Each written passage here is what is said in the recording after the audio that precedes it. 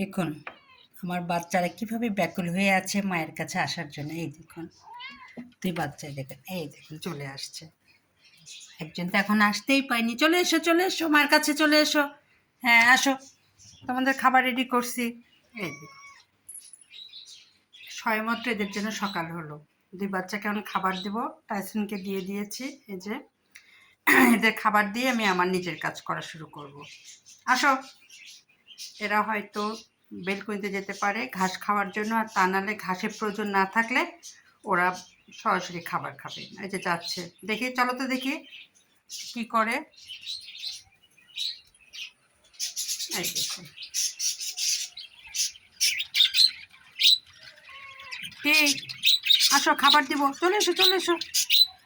হ্যাঁ হ্যান্ডসাম ঘাস খাচ্ছে, চলে এসো খাবার দিব।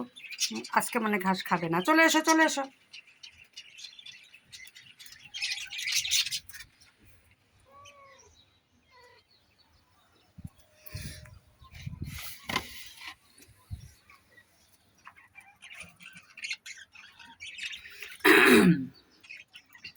ওদের সকালকার রুটিন শুরু হলো।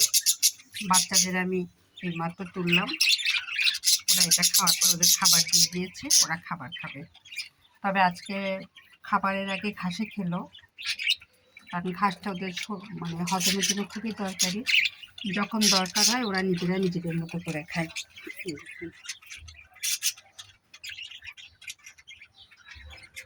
তোমরা খাও, আমি তোমাদের খাবার রেডি করি। আবার খেতে থাকুক, আমি ওদের খাবার রেডি করি।